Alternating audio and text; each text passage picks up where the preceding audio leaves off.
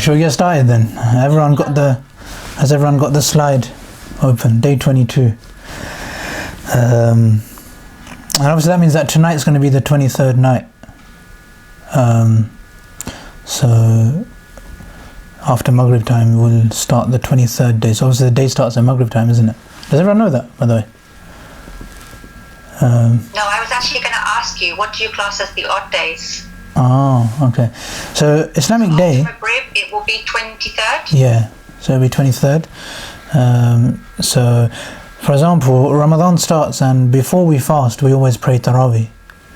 So that's a good way to kind of keep that in mind, that even before we fast, it's the night before we pray Tarawih, isn't it? And that's like the first night of Ramadan. So again, when it comes to the odd nights, the day you're fasting will be ending at Maghrib time. So so the 22nd fast will end as soon as we break our fast, and then we start the 23rd day. So Maghrib time is where the day changes.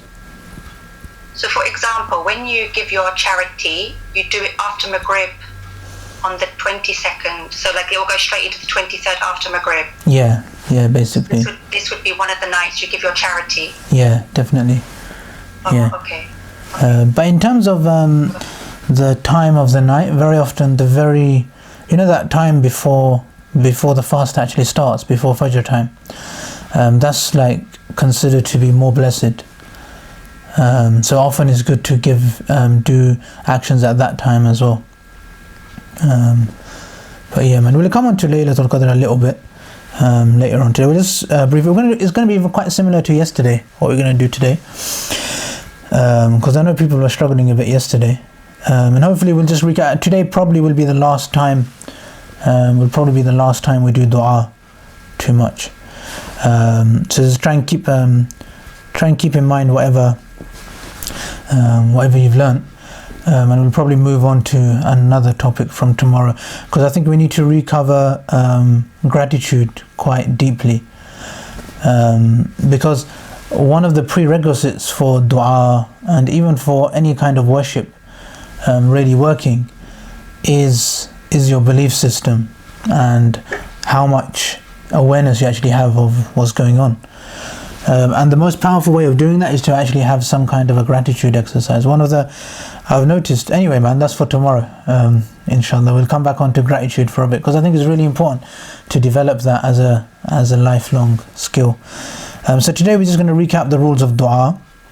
We're going to recap that little exercise we did yesterday, which is trying to understand which of your du'as actually, like what do you say alhamdulillah for at the end of your dua? Yeah, because I think that's really important.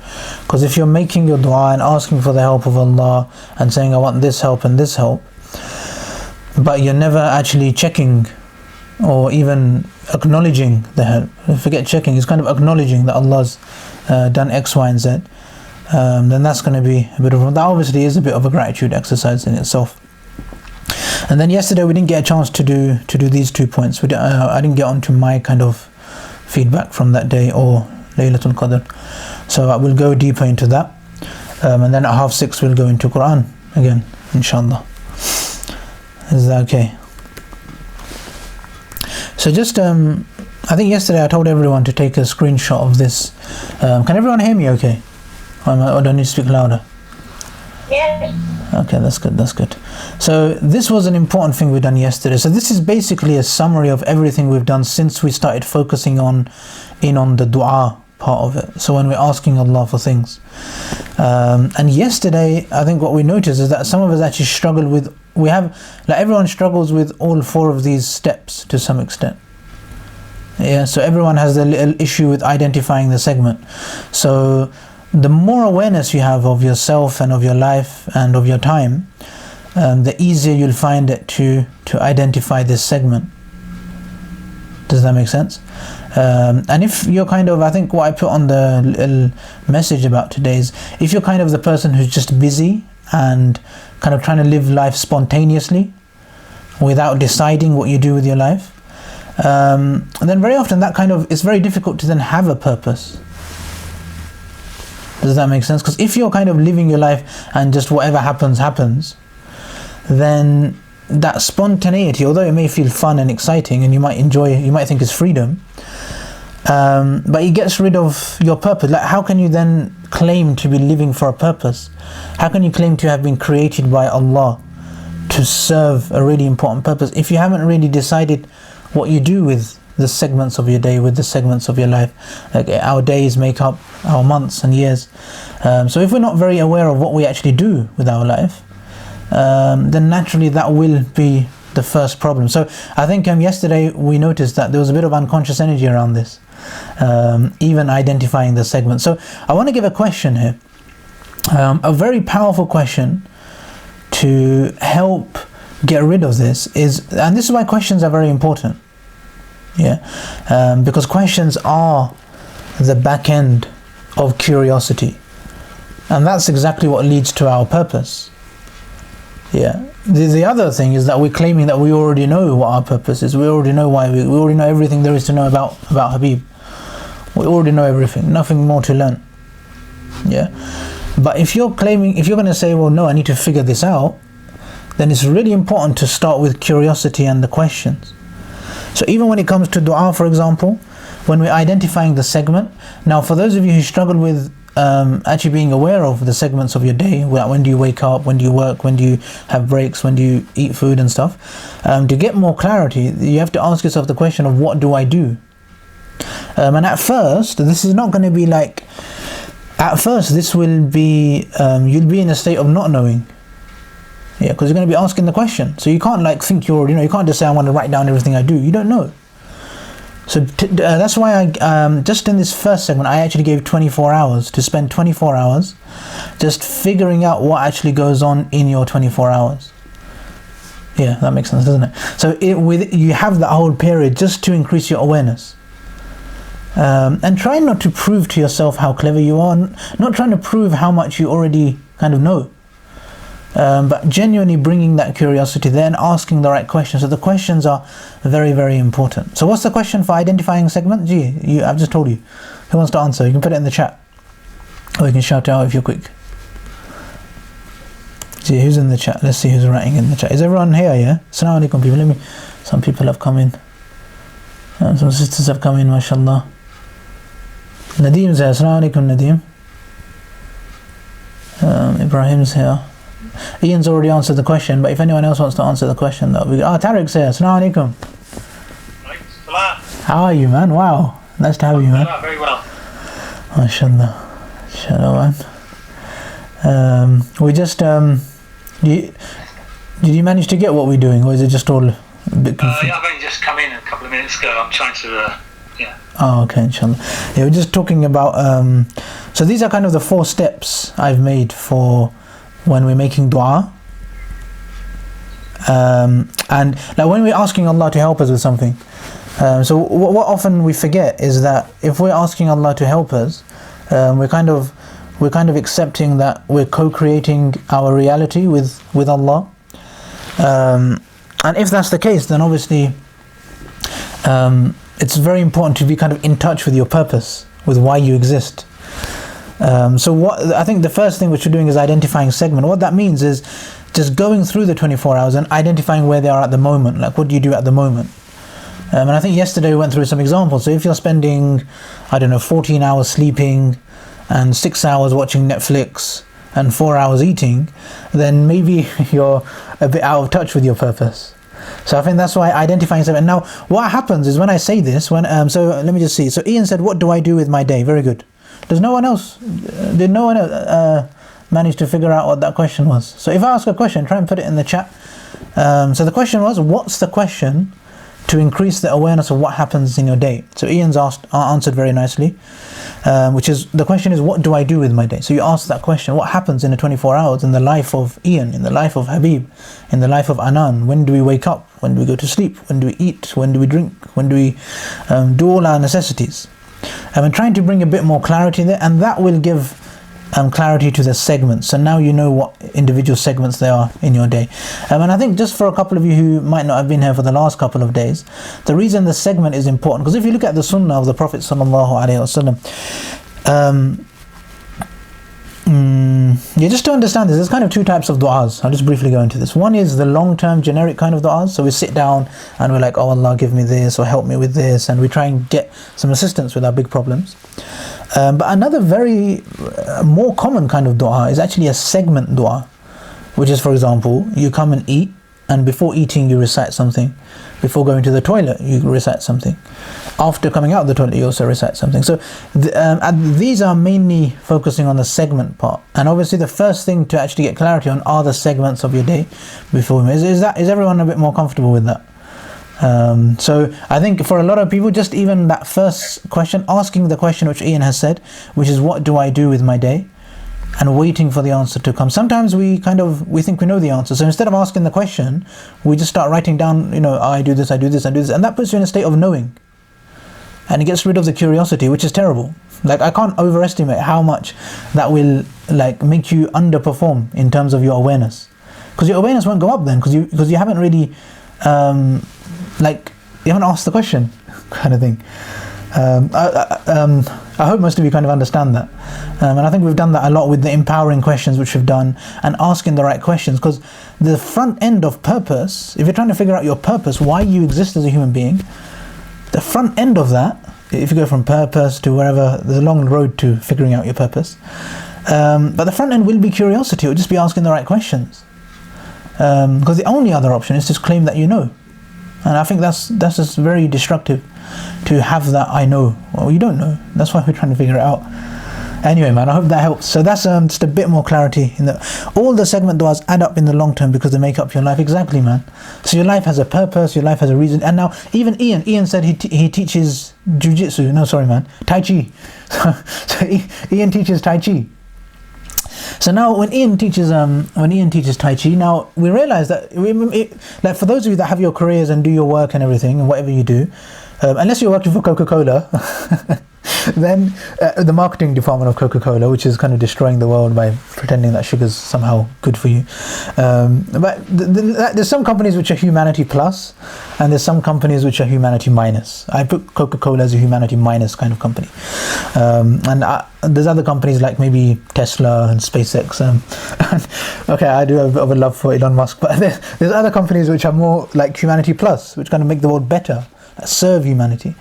So it's good to kind of figure that out, and then you realize that even teaching Tai Chi will serve straight through to your purpose. That's really important. Wa alaikum salam, Abdullah. Lovely to have you people. Lovely to have everyone.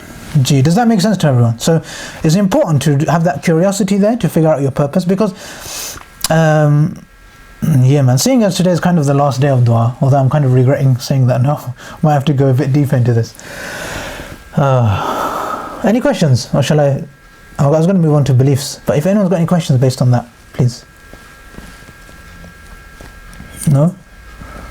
Okay, any comments, anyone? You can put some stuff in the chat, man, so I know you're all following, otherwise you might be all confused. Anyway, so then, because the reason it's so important is because of it's because the dua is dependent on your belief system. Yeah. Even like your approach to dua is dependent on your belief system. If you come to your dua thinking, oh yeah, like Allah might be listening, one of those ones, then it's kind of going to be a bit powerless. So if your belief is that, okay, this is me, this is my life, this is what I'm doing at the moment, and look, Allah's helping me, this is how Allah's helped me before, and Allah always helps me, He's going to carry on helping me, of course He's going to help me. Then you make dua. Then there's a difference. So that's why it's so important to be in touch with the segment, because that shows that you're actually fulfilling the purpose in your life. And then we identify how we want Allah to help us. So even if we are doing something like teaching Tai Chi, or driving a taxi around and dropping people from A to B, or whatever it is you do, maybe some of you cook food for other people. Let me have a look through. Some of you treat other clients, you do healing work with other clients, some of you are marketing experts, some of you are design experts, some of you are in the property industry, some of you, my personal trainers here, Assalamu alaikum Alpha, some of you train the British Army to be at their best. MashaAllah. So again, like, you can't just say that, okay, that's not an important thing, that's not something Allah's going to help you with. If you're like defending the country and making sure that the army is fit for purpose, MashaAllah Alpha. Sorry Alpha, we're picking up you, but I do love you a bit too much, considering you're my personal trainer. Anyway, But anyway, so those kind of things, obviously, if you're making the world better in these ways, it's good to be aware of that. So that's the help from Allah. And then we identify a segment, identify what help you want. So for example, if you're teaching Tai Chi, you might want your student to have a really beneficial lesson, a really enjoyable lesson. If you're doing a personal training session and you really want your client to be able to push themselves to the absolute limit, and everyone can kind of figure that out for themselves, and then you say Bismillah and you go into the segment. Yeah, so that was the 3 rules: identify segment, identify the help, and say Bismillah. And then what we added in yesterday was something which nearly everyone failed on quite badly, but it was quite hard, I presume. So once you've identified the beginning of a segment, for example, teaching Tai Chi, I do like the Tai Chi example. It's nice because it's career oriented and everyone should have an equivalent. Yeah, for those of you that are studying, it's your studying.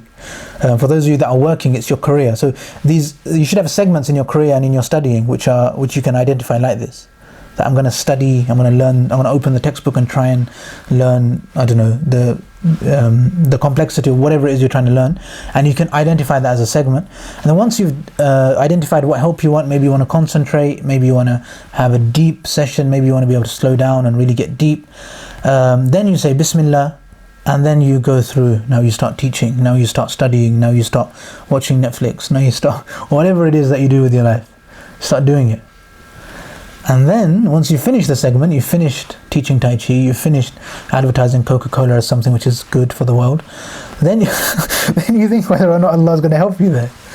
So it is important. I mean, I'm not trying to give career advice here, but I think hopefully for most people, I'm trying to just bring how close career is to your purpose and why Allah might help you in your career. Gee, how is that, man? Gee, comments, man. Say some stuff on the chat, people. If anyone wants to jump in, you've got like a minute or something to jump in. It'd be nice to have the people jumping in, man. And just even if you don't want to speak, you can just say some stuff on the chat. What you're learning, any insights you're having, and what's going on, just so that I know you're actually here, innit? Otherwise you might be, I don't know, doing some daydreaming. So that's the 4 things. I wanted to just recap that a bit deeper today so everyone gets that. And for any of you who want to go deeper on this, I would recommend my course. Let me get my course up for you, man. My laptop lets me. Yeah, so I'd recommend the dua course,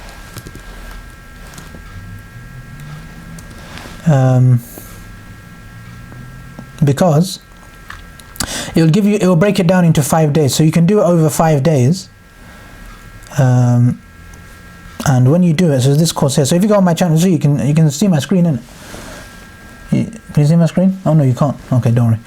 But if you go into my channel, you'll find a course. It's called Unlocking the Power of Dua. So it's a 5-day course. It's got a little introduction, then it's got 5 days behind it. So when you look at those 5 days, what will happen is it'll take you through the process. So you'll be able to start identifying the segment. I'm just going to send the link here. So I'll send the link on the chat, so everyone should have a go at that. So especially by the end of Ramadan, that way we've kind of like solidify our ability to actually make dua powerfully. Is that okay with everyone? Is no one going to talk on the chat? Everyone's well shy, man. Is everyone a bit shy today? Like, I'm just curious. Everyone seems very, very shy indeed. Anyway, man, let me open the chat. Okay, so no, G. So okay, so then at the bottom, there's a little thing there at the bottom. Oh, mashallah, got some stuff coming on in the chat. Ian talks too much anyway. Yeah, the thing is, I'm just going to explain this as well for a second point, because what happens is, obviously being an imam, or I usually end up dealing a lot with the reverts. But the main reason for that is not because the reverts are like more in need of knowledge, or more ignorant, or less clever, or no less. That's definitely not the case. In fact, I would say in most cases, and I don't want any of you to get too excited about this, but usually when new Muslims come and they express an interest in Islam, they've thought about it so much that they're way ahead of people who are born Muslims. Like, people who are born Muslims haven't even scratched that surface. So that's what really happens. So people who are born Muslims tend to be in a state of knowing all the time. all the time. So when you're in a state of knowing, you're not curious, you're not asking questions, you're not pushing yourself, and you're not actually trying to change. So if you've done Ramadan 20 times, Ramadan 2020 is going to be the same as Ramadan 2001, similar-ish. You're going to do similar things, it's going to go through the motions and then come through the other end. Whereas a new Muslim will be like, wow, this is exciting, like we're not allowed to eat and drink, and like Allah is there, and there's a night of power, and it gets exciting. And curiosity is what leads to excitement. If you're in a state of knowing, I'm just going to do, and then it becomes very mundane and boring. And one of the best ways to develop this curiosity is to ask the right questions, and to be open and kind of interactive with the way that we develop our spiritual practices. So that's very, very important. Because what they will do is that when you ask the question, the first question is going to be, the first answer is usually going to be, I don't know, which gets a bit scary for some people who are born Muslims. Because in our society, in our culture kind of thing, we have in Muslims that you're meant to know the answer. Like even as an imam, like I'm meant to know all the answers to everything in the world, and you guys can come and ask me, and like if I answer them right, then I'm clever. But like I think we're moving beyond that. I think our consciousness has evolved now. We realize that, alhamdulillah, there's a bit more to life than just that. Anyway, man, I don't know what I'm saying. AJ, I noticed today that I had a mundane day of work ahead, but it needed to be done. I wasn't sure what to ask for, though I was thinking of making a dua before I started. MashaAllah. That's really nice, man. Like that's a really nice share, by the way, AJ. MashaAllah. Because like you can tell because the problem is when you start trying to put your experience into words, you should all know this, man. I say this a lot. You're gonna struggle, man. Because the first time in your life you've done it, it's going to push you to the edge of your comfort zone, and it probably push you a bit out of your comfort zone, and you might die basically because it's so uncomfortable. You won't die obviously, and that doesn't happen, but you're going to go very close to the edge of your comfort zone, and it's going to hurt basically. It's going to be a bit painful. I'm going to be like, what am I saying? I don't know what I'm saying. I don't really know what's going on. Let me just try anyway. And when you push yourself to that, that's when you actually have an insight. That's when you learn something. That's when you figure out what your purpose is, because you've said, I don't know, and I think it might be this, but it might not be, and I don't really know. And that's when we actually get into things, man. That's why I do recommend you guys, for those of you that can speak on the chats, because I think the biggest thing is, I think Brené Brown has done a TED talk on this. Brené Brown, yeah. It's on the importance of vulnerability. I haven't watched that talk for a while actually. So I've forgotten what it's about. But I know a lot of you follow TED Talks and stuff. But it's about vulnerability. And then she used to do loads of talks and she wasn't very good. And then she actually done a TED Talk and she was actually vulnerable.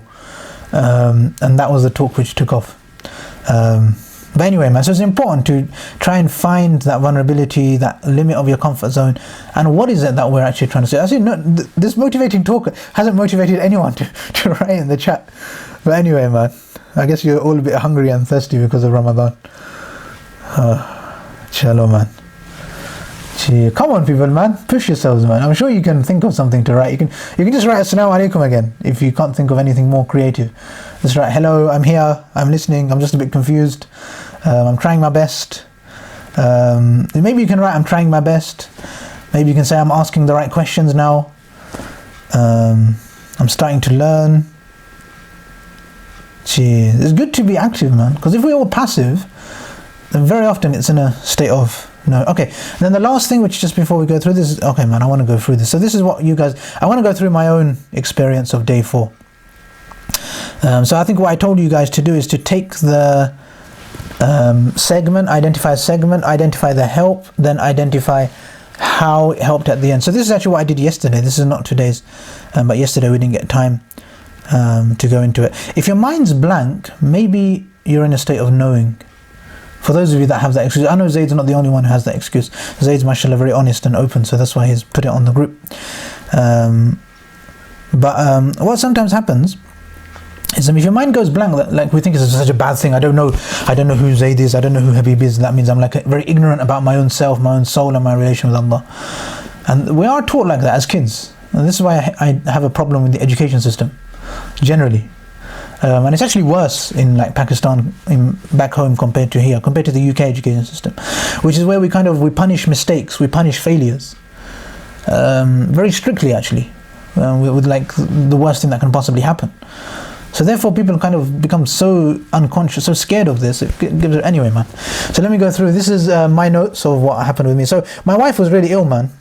So it made me quite sad. I didn't write that there. Yeah, I didn't write that there. So basically we went for a walk yesterday. So she was really ill, and then my family were cooking, because my family they like cooking a lot, basically. So the house was really kind of smelly now, because there's a lot of cooking going on, and my wife was ill and she really didn't like it. So she wanted to go out for some fresh air. So we thought, let's go for some fresh air. So we went for a walk. And before I went for the walk, obviously I thought like this is going to be quite a long walk, because we don't really want to come back to the house while it's smelling, so we'd probably go for a while. So I made dua for the walk, and I thought, you know, where shall we go? For those of you that know Chelmsford, we went to the Chelmer Valley Nature Reserve, which is quite nice. So we went there, alhamdulillah, we kind of looked around, and I realized that, you know, while we were there, it was quite nice and serene. So this is the notes of after looking back at the segment. So I realized, alhamdulillah, we had serenity. There wasn't like stress while we were there. There was no hurry. We were able to actually focus on nature and the trees, and actually on breathing a bit, and taking in some fresh air after she's actually not been out since the lockdown started. And it really helped her health, which I think was one of the main reasons why we went.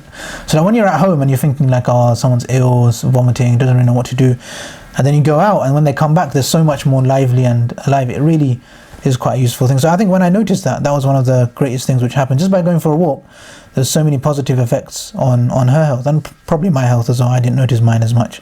But just realizing that even going for a walk, like a short little walk like that, can really help your it can help your immune system. It can help your awareness of Allah. It can help your breathing, and it can really get you in touch with yourself. For those of you that have not been, like for example in Colchester, because I was in Colchester most of the time, I'm quite used to the Highwoods Country Park. So when I started getting into all this connecting to Allah thing, I used to spend a lot of time there. But now I'm in Chelmsford. The Chelmer Valley Nature Reserve is very good in Chelmsford. But if you're in Colchester, definitely go to that Highwoods Park thing. I think the government are kind of encouraging it nowadays, aren't they? So I think you're allowed to go to these places now.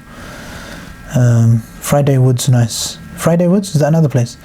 Anyway, so that was my first dua which I made, and then alhamdulillah these things kind of came through. Now when I look back, obviously I noticed that this good stuff happens. That was one of the things which I made dua for. Another thing I made dua for is I have some people who I consult on stuff which I'm doing.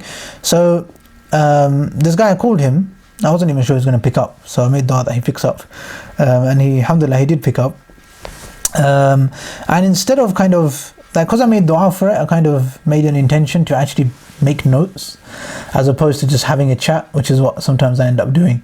So really appreciating like the depth of what he's saying, because obviously the guy I'm consulting is obviously an expert in the things I'm consulting him about. So he comes to our classes sometimes. I don't think he's here today. It depends who you classify as consultants. All of you are my consultants to some extent. But these are people who kind of specialize in these kind of things. So I asked him anyway. So I asked him for some advice, and he gave some answers back. And actually, because I had made dua at the beginning, and I'd made a decision that I'm going to look back and see what I've learned and say alhamdulillah, that forced me to kind of appreciate what actually went on in the call. Which was very, very powerful actually, because now I actually valued the content. Because sometimes we have a chat, sometimes you might have a chat with your teacher, you might even come to this class and you might just be like, oh yeah, then if you just finish the class and then go back to your normal life, you're just gonna, yeah. But if you actually make an intention that you intend, this is the info I need to focus on, and then look back, what did I learn in that 1 hour? What was the point of wasting an hour of my life? What did I learn? What was different about me now? So then, like for those of you that haven't already written down or at least made a mental note, that it's so important to ask questions about yourself and to try and identify those segments. It's really, really important. Anyway, man. Then I made dua for my 6 p.m. class. So there, I actually tried to take the advice. Now because I actually focused on that call, I actually realized the value of it. So I took the advice and I actually implemented it into my class. Like everything he said, I tried not to like hold back. I mean, we're all a bit scared of change, so obviously we have unconscious energy, then we don't want to do it. But then I realized how easy it is to actually make changes. Like it's not as scary as sometimes we think, which is good, man. And then that was 2 nights ago, which was the 21st night. And I really wanted to kind of, I think spiritually we've been working on ourselves all Ramadan, and now we come to the 21st night. We want to kind of hit the peak of momentum to some extent. You want to kind of, feel that you've really got somewhere, by these 20 days of effort. So you really want, 21st night has to be quite important. So I needed it to be deep. So I made dua for it. I made a lot of dua for light. It's a lot of illumination kind of thing. And what I noticed, so then I done this and I felt all this stuff here. My 21st night routine, we'll go to that in a minute. I think we're going to go to that because I think that's important. But what I realized is that all the kind of spiritual enlightenment which I, alhamdulillah, managed to experience there, when I identified the end of the segment, which is the end of the segment. So I'm making dua, and then it's felt the light. We all done the light dua, man. Were you guys not here yesterday? Were you not here yesterday when you made that dua? Allahumma ja'al fi qalbi nura wa fi basari nura wa fi sam'i. Anyway, man, so Allah is a light. So Allah says in the Quran, Allahu nuru samawati wal ard. So we kind of do believe Allah as a light. But anyway, man, that's a bit complex. Don't worry too much about light. That's like, if you want to practice that as a spiritual exercise, like making a dua for light and appreciating Allah as a light and yourself as kind of a vessel kind of thing. Yeah, so it's light then, isn't it? So you should be able to feel that light. If you can't, you should be able to feel the light in your heart, in your foresight, in your ears, and all around you. And that's why you ask for light, isn't it? So it gets rid of the darkness and the confusion that you have. So it gives you clarity. But anyway, man. But anyway, yeah. So I hope that makes a bit more sense now. So that's kind of what I mean by asking for light. So then you feel the light. And one of the most amazing things which happened on the 21st night for me is because when you feel the light, you actually realize that this is not like a limited resource. Yeah, I'll give you a second to take that in. So the light is not a limited resource, is it? It's Allah's light. So there's no reason for you to feel more light while you're like making dua for light and feeling all light than after you've finished asking for light, because the light's still there. So if you can be grateful for feeling the light in the segment, you'll realize that because it's an unlimited resource, you can take it into your whole life. That's your default state. Okay. I'll leave that there, man. That's kind of what I noticed from that. I hope everyone kind of gets that, yeah? Is everyone happy with that? I know there's a couple of comments, so I hope that's kind of clarified stuff. My thoughts, the benefits I've got from doing this end dua at the end of a segment, end of Laylatul Qadr, look back, I can actually maintain the benefits. So I've had a consultation call with an expert in whatever it is I need help on. Now, whilst I'm in the call, I'm up-leveling, I'm getting better at teaching, I'm getting better at delivering classes, I'm getting better at my ideas and whatever I do with my life. But now once the call's finished, that doesn't mean I have to go back to where I was before. Like, the whole point of the call was to up-level. So now, okay, I've learned this, X, Y, and Z, and I'm going to implement this into my life. I'm actually going to go up like that. And also when I notice how much these things help me, so when I notice how much it helps me to have a consultation call, for example, then it gives me the motivation to make sure I don't miss those calls, or to invest even more in finding better teachers and finding better consultants to actually improve myself even more, rather than staying stagnant. Does that make sense? Because I notice the benefit which these kind of things give me. And it magnifies the benefit. So if before I was just thinking, okay, call, Mandem's going to call me, to speak to him, see what happens. But now it's like, okay, he's going to call, he's going to give me this things to do. I need to make sure I act on them. And this, it kind of has there's a word for this. What's it called, man? I don't know what the word is. I could give you the hand gestures. Is this one. Knock-on effect. It has a knock-on effect. So it's a positive cycle. So just like our thought patterns are very often negative, this can kind of cause the opposite. It's the benefit of gratitude, isn't it? And the last point which I wrote down, which gives me an appreciation of my power, which is kind of exciting. I think we'll leave that out. That's a bit too complex for now. Okay, so what I want to do is just briefly, we're going to cut on Quran time a little bit today. Virtuous circle. Thank you, Tariq. Beautiful. Lovely to hear from you. Laylatul Qadr. So tonight is going to be the 23rd night, when it comes after Maghrib. So now the biggest problem with born Muslims especially is being busy, which is that we don't plan. So I want to just do a segment dua for tonight's 23rd. Some of you might be staying awake the whole night. Some of you might be sleeping a couple of hours. Don't worry if you're sleeping. It's not a bad thing. It's good to sleep. Whatever your routine is, some of you might still be working full time, so it's not even possible for you to consider not sleeping at night time. So don't get all judgmental about what's happening. Just figure out what's going to happen. Yeah, if you're staying awake, you're staying awake. If you're sleeping, you're sleeping. And hopefully, I think most of you you're the kind of special people. So I'm presuming some of you probably have rearranged your routine, so you're kind of staying awake at night. Or you've at least kind of pushed yourself for an extra half hour, extra hour kind of worship at night time. Yeah, so now I want this as a segment. Either the whole night, for those of you who are mashallah on it, or people who just have no control over their sleep, or there's those of you who kind of are pushing for an hour of worship. So I want to identify a segment. Can everyone please do this? So identify the segment of tonight, 23rd night, one of the most powerful nights of the year. What's the segment, people? So don't worry about your dad, Zayd. Let's worry about Zayd for now. So please don't worry about your family members or your friends or anyone else. Please just worry about yourself, because as soon as we start worrying about other people, this is a waste of time. And a lot of judgment starts coming in, I've noticed. So just who we're doing. Well, what's happening? So I need to worry about Habib, basically, like what's going to happen with me 23rd night. So let me do my thing, basically. So I'm probably going to, I like sleeping at night time. I think it's important. So I'm probably going to sleep for about 1.5 hours. It depends how deep you are with your sleep. So I like to have a full REM cycle. So I try and go to sleep straight away and then wake up at early enough for about 45 minutes of worship and suhoor for half an hour. So 1 hour 15 minutes before Fajr time I'm going to wake up, and also I'm going to try and push that a little bit. So I'm going to sleep by about 12 o'clock. So I'm waking up maybe quarter to two. Even if I hit snooze a couple of times, I should be able to still force myself to get up. So that's my segment. It's going to be from 2 o'clock until 2:45, and then suhoor after that, because my family has it together. So 2 to 2:45 is my little segment. 45 minutes. Imam Sahib is only doing 45 minutes. Those of you, if you guys do 4 or 5 hours, mashallah, you're amazing, man. But have your segment. If your segment's 2 hours long or 3 hours long, that's brilliant. You're amazing. Now you need to identify what you're going to do in 45 minutes. So my primary thing is praying tahajjud.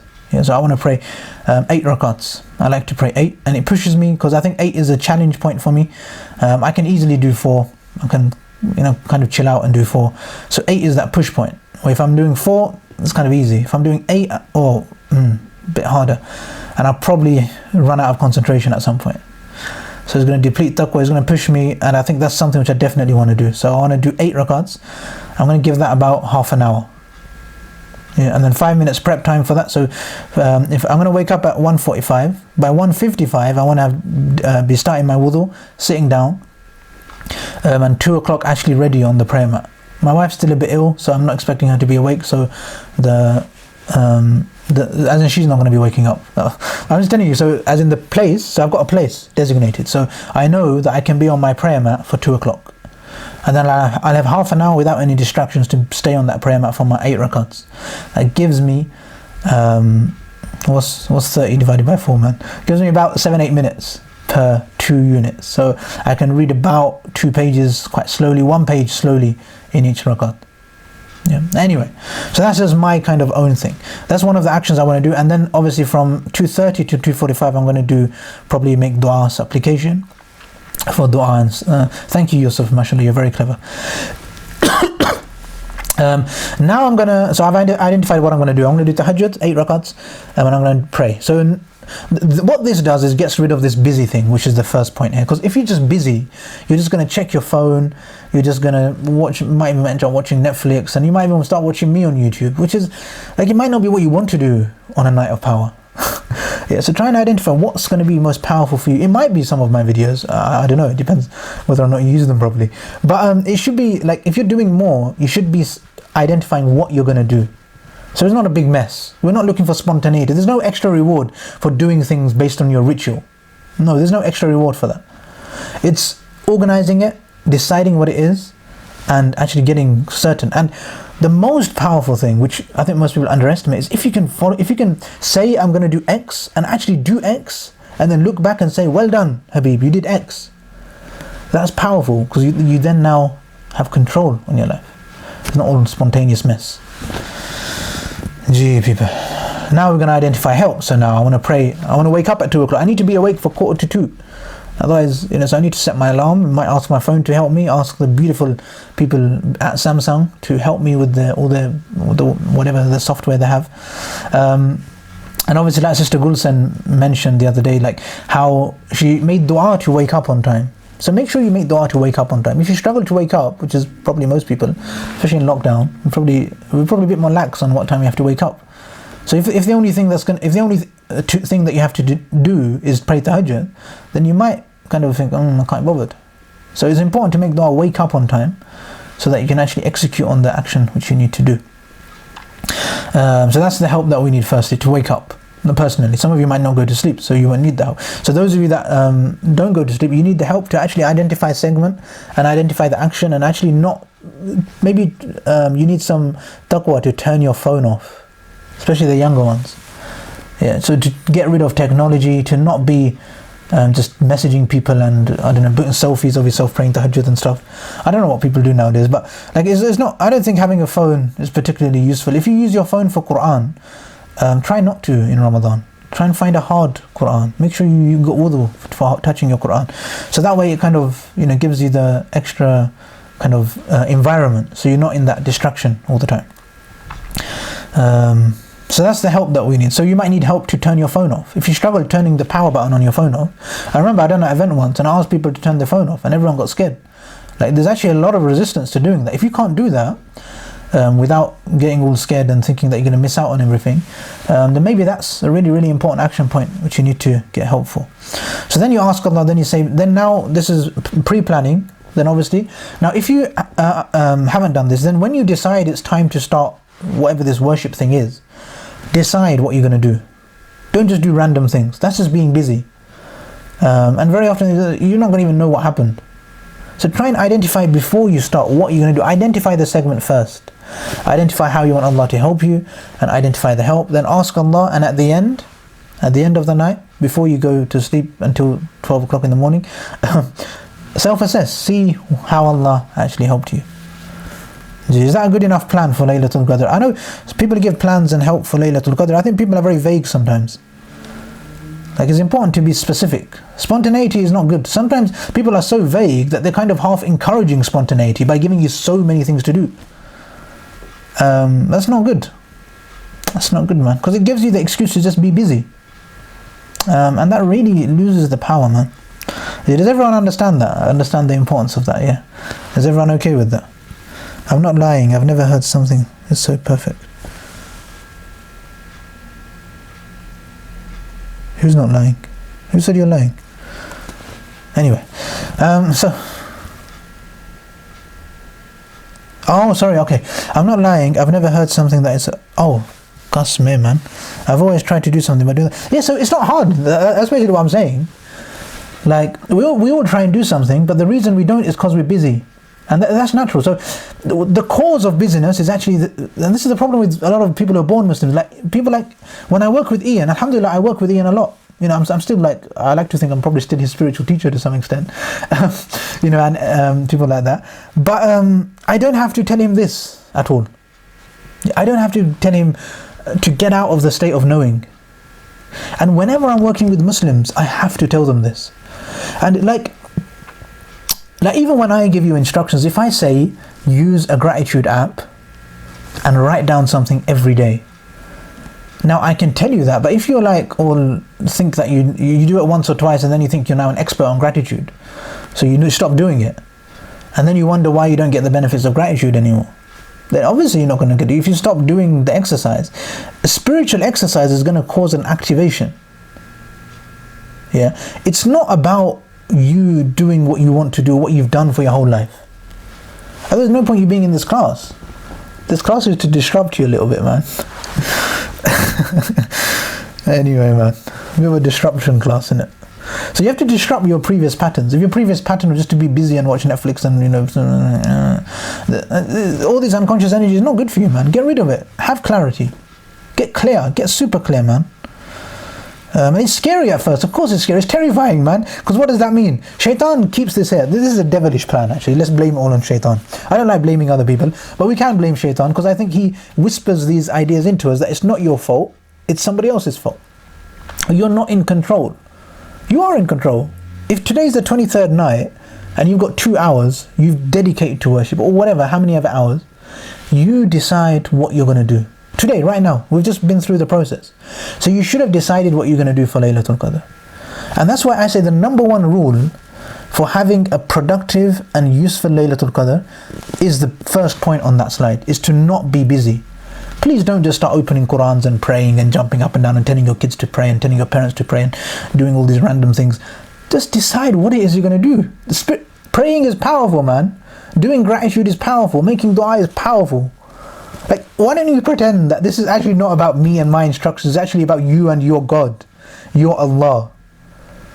Like, why don't we actually pretend it's real for once? Anyway, man, I'll stop there. Because, man, sorry, man, I made a plan to stop overrunning. And I was good for 2 days, and then today I can't sit, man. But anyway, man, any questions, people? I think I enjoyed that a bit too much. But anyway, people, come on. Mudathir Khan says, Assalamu alaikum, Yusuf. It'd be nice to have you. Cherno. Like, some of you people, alhamdulillah, man. Atif's here. Alpha's here. Come on, speak, man. Cherno, you've been so quiet 2-3 days. No talking on the chat. You actually asked a question yesterday before you left. So, but I miss you people, man. It'd be nice if you speak a bit more, so I know what's going on. Our brother Rashad as well.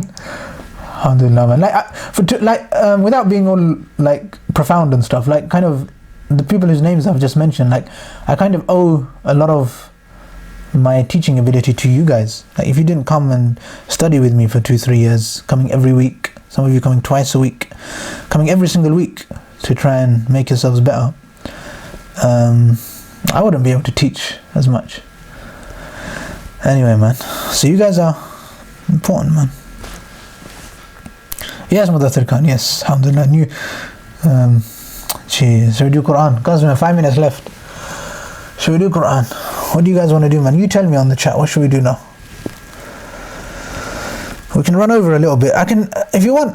I know some of you can actually stick around till about 7:15. So if some of you want to leave at 7, and then we can just carry on. Let me know what you guys think. Ayatul Kursi. Let's go with Ayatul Kursi then. And if any of you need to leave, you're welcome to leave and just say salam on the chat and leave. And if you got any questions so far, let me know, man. Okay, man, we'll just go on to the Quran here. So remembering to breathe. And again, this is a big problem here. Sorry, man, but imagine, like, if you approach reciting the Quran with this segment dua mentality, that you say, I'm going to recite Quran for the next 5 minutes, let's say. So the first thing you need to do is make sure you're breathing properly. Yeah, and now you might think, well, this is a waste of time. But say, no, I'm going to spend just, let's say, 30 seconds getting control on my breath. So invest 30 seconds in your breath. Breathe in through your nose. Notice the breath come in.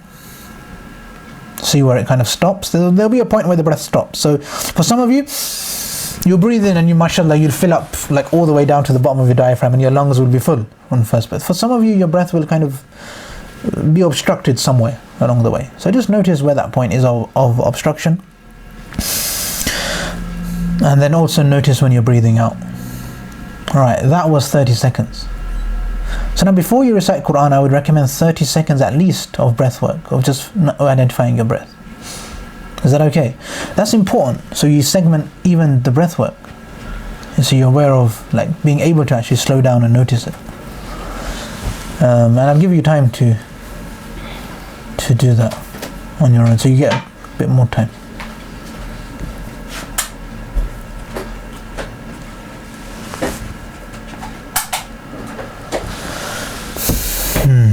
Anyway, has everyone done that? Yeah. And then the makharij, then this just makes the makharij easier.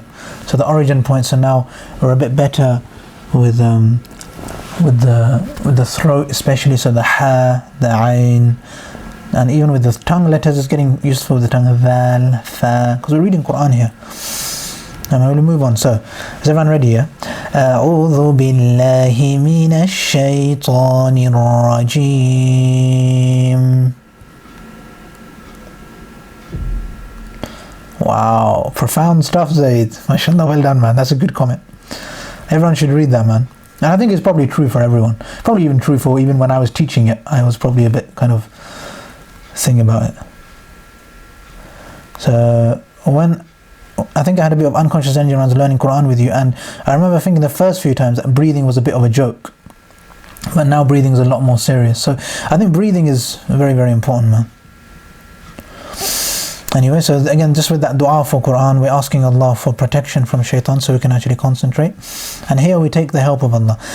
Bismillahir Rahmanir Rahim. And also, I'd rate Zaid for putting that comment there, because it's hard to figure that out. Like I say, most of us, we struggle with our self-awareness, so we struggle with getting even awareness of what it is. Now, for example, noticing unconscious energy, that's very important. If you can put that into words, it will make it a lot easier for you. Gee, so we'll my screen stopped responding. There it is. So we'll go into Ayatul Kursi. Is everyone here? Yeah. Do you remember to breathe? الله لا إله إلا هو الحي القيوم.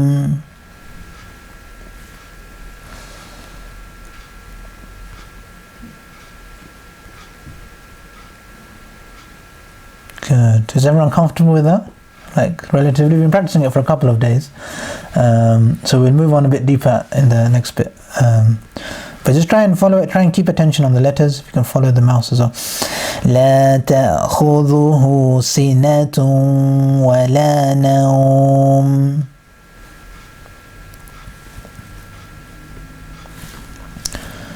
Good. If anyone needs to leave at 7, because that's the official end time, you're welcome to. Sorry for overrunning. But yeah, good to have you all. And if anyone needs to leave, you're welcome to. I'm just going to probably just try and get through a little bit of this today. We won't go beyond 10 past, I don't think. So don't worry too much about running. له ما في السماوات وما في الأرض.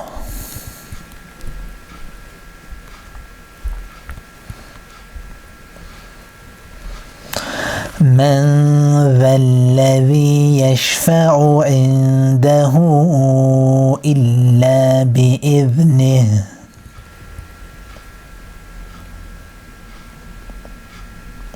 Good. يعلم ما بين أيديهم وما خلفهم.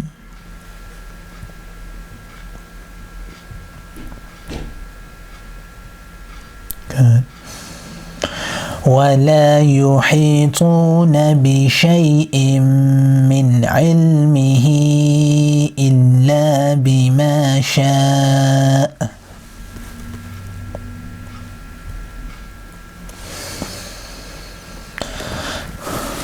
Good. So I hope all of you kind of have a chance to practice this in your own time as well, in between the lessons, because we've done those first 3 lines already. So I'm just going to move on to this 4th line now. So wasi'a, noticing the ayn especially, they're all smiley letters. Wasi'a. Good. Qur. Ra is, you might have unconsciousness around the ra, or practice the ra. It's a rolling, you have to roll your tongue. Ra, ra. So just notice the softness. Try not to tense your tongue. Most people, you might tense up, so just remember to breathe ra and allow it to happen. Good. So qur, qur, qur. Siyuhus. Wasi'a qur. Kursiyuhus. Wasi'a kursiyuhus. Good. Remembering to breathe and just bringing the attention to the letters. السماوات والأرض السماوات والأرض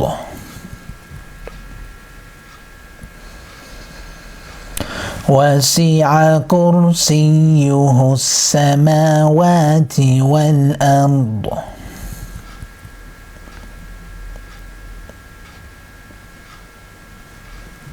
Good. ولا يؤوده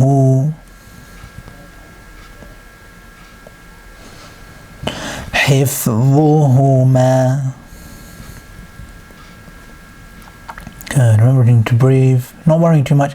ولا يؤوده حفظهما.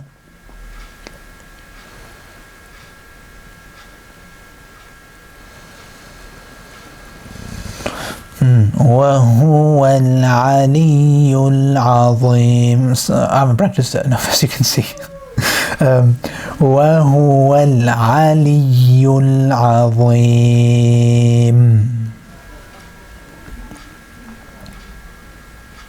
Okay, so obviously it's going to be unconscious around the ayns there. So we'll go from the beginning. وهو. And the waw joins onto the lam. والعلي. Good. And giving more time to the ya, because the ya's got a shadda. So liyul. Getting that clear. Nice and remember to breathe. Liyul. And again the ayn nicely from the throat. Aliyul. Then you got another ayn. So yul'a. So sorry, what we're reading now is we're starting from the ya, imagine. Yeah. So yul'a. So you get clarity on the ayn without too much unconscious energy. Notice the ayn there.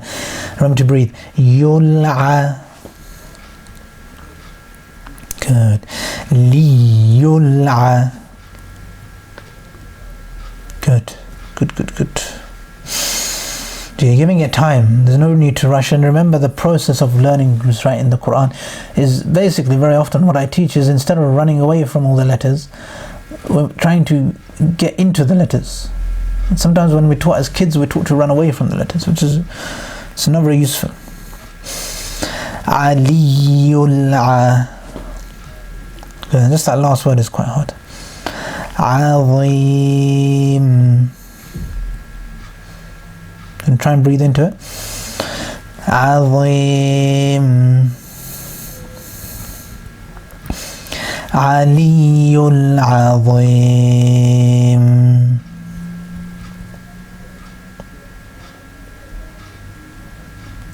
وهو العلي العظيم.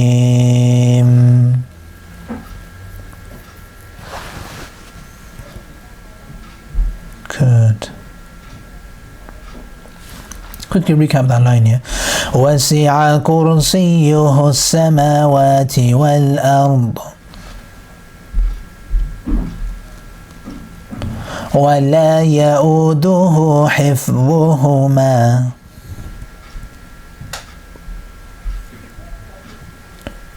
وهو العلي العظيم.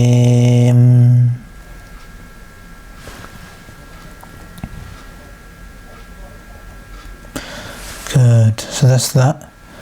And seeing as we've been doing this dua so much, we'll finish on this dua inshallah.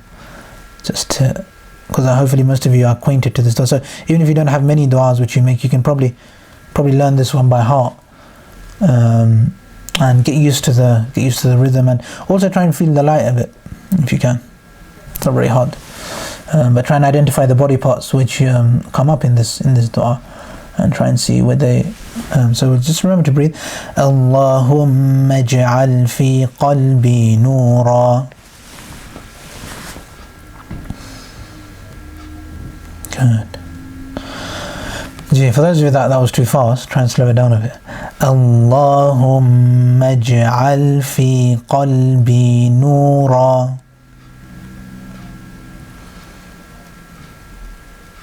wa fi basari nura. So qalbi, heart. Basari, our sight. So light in our vision, in our foresightedness. وَفِي السَّمْعِ نُورًا, in our listening, in our perception, in our ability to notice things. Then we go right, left, above, below, in front and behind here. وَعَنْ يَمِينِي نُورًا,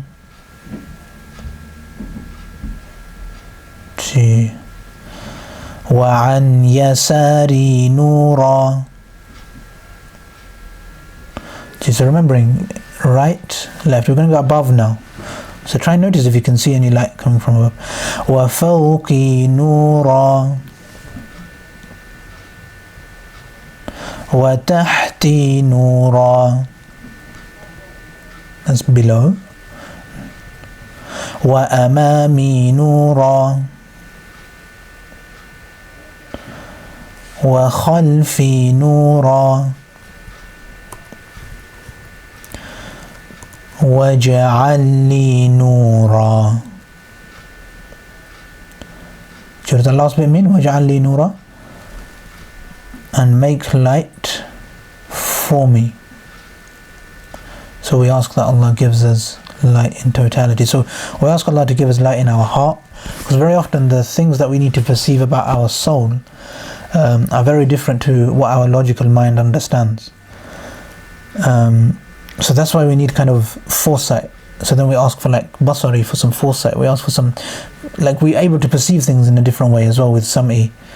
And then just light all around us. It just gets rid of kind of all the like distractions which we all like complaining, I think, sometimes. So when we complain about how messed up the world is, sometimes that messed upness of the world, it distorts our perception, it distorts our foresight, it distorts our vision, it distorts even our ability to understand our soul, and our heart doesn't operate properly as well. So now when you make a dua like this, it just brings us back in touch with how much awareness we do have of our soul and our heart. Because obviously Islamically, Allah subhanahu wa ta'ala very often says that our heart is what perceives reality. Like why is it that your hearts are kind of blind to reality? So that's why it's important to kind of use this kind of dua to actually get that depth inside. So alhamdulillah, people, that's what we did. So today again, it was very, very important. So for Laylatul Qadr, everyone should now have a plan. Like, you're not just going to be busy and do what you've done every year for like 20 years just because you've done it for 20 years. That's such a ridiculous thing to do. Just because you've done something in the past doesn't mean you have to carry on doing it. So you can identify, you have a brain, you have control over your life. So you can decide what you do tonight. And first decide how much time you're going to spend, whether you're going to spend half an hour. Like I said, for myself, it's going to be 45 minutes from 2 o'clock till 2:30, which is going to be my praying time. 2:30 to 2:45, which is like supplication time. And then obviously that means that I need to wake up about 1:45 and make sure like to kind of have a plan. Even if I hit snooze maybe once for 5, my snooze is usually 5 minutes, which is not good. So I usually I'm trying to cut them out, but we have to make dua for being able to wake up at the right time, and also 5 minutes for actually getting ready and making sure you know where you're going to be praying. So plan it as if it's something which is important, rather than an accident, and which is something which can just happen spontaneously by magic. Really, really important to plan Laylatul Qadr. If you're not planning it and just going by what you usually do, then this one not good, man. It's important, man. Really important. Get that awareness of Laylatul Qadr, how we can actually, take the full benefit from it. It's one of if it's going to be the most powerful night of the year, then you have to prepare for it like it's the most powerful night of the year, not like this is going to happen by accident. So inshallah, man, that's what happened today, and inshallah, obviously we just went through the Quran as well. And inshallah tomorrow again, I'd recommend everyone trying to get here for 6 o'clock, because when you get here late, you miss out on the start. So the angels come at the beginning, basically. The angels look for the gathering and they turn up on time. And when you guys come after them, then kind of that's not good for your spirit, man. Because basically you're here and you're late, and you missed out the beginning, which is where the blessing all kind of culminated and where the collective blessing came together. And if you missed that, then you're going to come in at the end, and we might be making dua for Noor, and the people that were here from 6 o'clock are like all lighting up and getting super illuminated, and then somebody's coming like later, they don't know what's going on. So it's important to, you know, if this is important to you, this kind of stuff, it's important to fix 6 o'clock till 7 o'clock and schedule it. And if you guys come on time, then we can end on time as well, inshallah. But yeah, man, inshallah, good to have you all, man. Inshallah, I'll let you guys go. Assalamu alaikum wa rahmatullah. See you all tomorrow, man. Assalamu alaikum. You can unmute yourself. Wa alaikum assalam wa rahmatullah.